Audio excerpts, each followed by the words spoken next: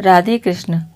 आज के वीडियो में आप माघ मास महात्म्य के 16वें अध्याय की कथा का पाठ सुनेंगे। अगर आपको यह वीडियो पसंद आए तो वीडियो को लाइक कीजिएगा और आपने अगर चैनल को सब्सक्राइब नहीं किया है तो चैनल को सब्सक्राइब कीजिएगा। भगवान श्री हरि का ध्यान करते हुए वीडियो शुरू करते हैं। श्री कृष्ण गोविंद हरे मुरारी, हे नाथ नारायण वासुदेवा, हे नाथ नारायण वासुदेवा, हे नाथ नारायण वासुदेवा। श्री कृष्ण गोविंद हरे मुरारी, हे नाथ नारायण वासुदेवा। ओम नमो नारायण। कार्तवीर्य कहने लगा कि हे भगवान, वह राक्षस कौन था और कंचन मालिनी कौन थी? उसने अपना धर्म कैसे दिया और उनका साथ कैसे हुआ?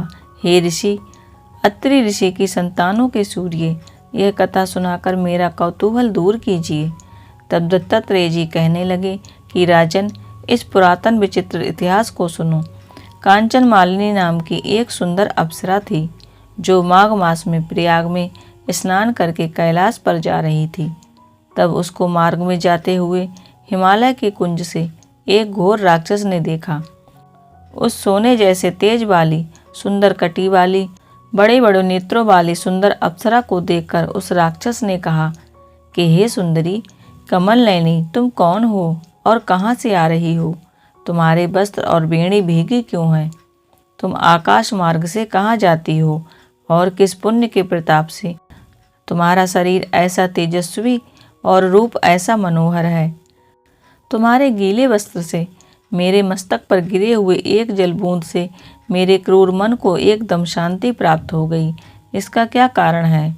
तुम बड़ी शीलवती प्रतीत होती हो, इसका कारण मुझसे कहिए। अप्सरा ने कहा कि हे राक्षस सुनो, मैं कामरूपिणी अप्सरा हूँ। मैं प्रयाग में संगम में स्नान करके आ रही हूँ, इसी से मेरे वस्त्र भीगे हैं।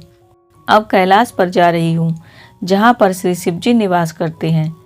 त्रिवेणी के जल से मेरी सब क्रूरता दूर हो गई, जिसके पुण्य के प्रभाव से मैं इतनी सुंदर और पार्वती जी की प्रिय सखी हुई। जो आश्चर्य देने वाला उदाहरण मुझसे ब्रह्मा जी ने कहा था सो सुनो।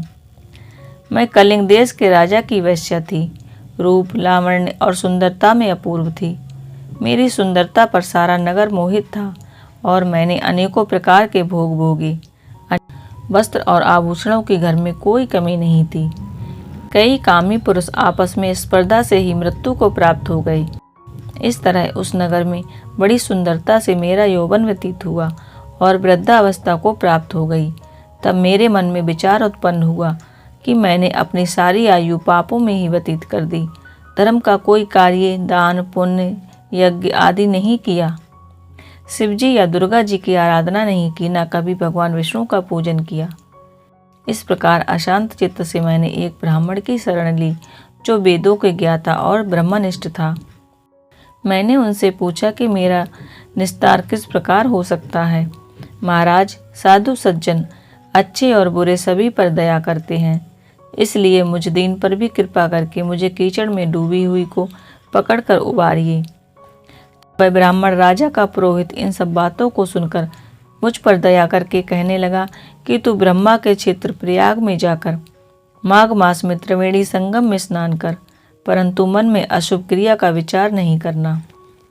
पापों के नाश के लिए महर्षियों ने तीर्थ स्थान से अधिक और कोई प्रायश्चित नहीं बतलाया। प्रयाग में स्नान करने से तू अवश्य पवित्र होकर स्वर्ग को जाएगी। ये भामिनी, पुराने समय में गौतम ऋषि की स्त्री को देखकर इंद्र ने काम के वशीभूत होकर कपट वेश में उससे भोग किया, इसलिए ऋषि द्वारा श्राप दिया गया और उसका शरीर अत्यंत लज्जा युक्त हजारों भगों वाला हो गया। तब इंद्र नीचा मुँह करके अपने पाप कर्म की बुराई कराने लगा। मेरु पर्वत के शिखर पर स्वच्छ जल वाले सरोवर पर एक स्वर्ण कमल से भरे हुए कोटर में घुस गया और अपने पाप को धिक्कारता हुआ कामदेव की बुराई करने लगा कि यह सब पापों का मूल है।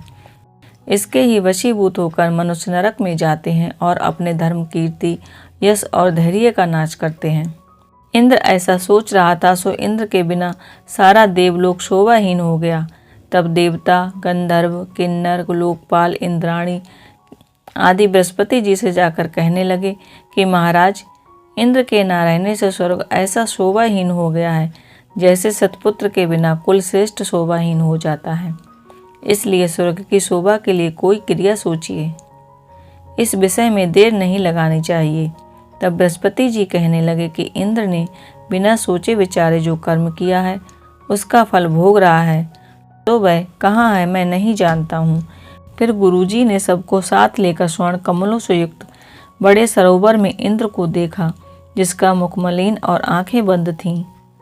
तब इंद्र ने बृहस्पति के चरणों को पकड़कर कहा कि इस पाप से उद्धार करके आप मेरी रक्षा कीजिए।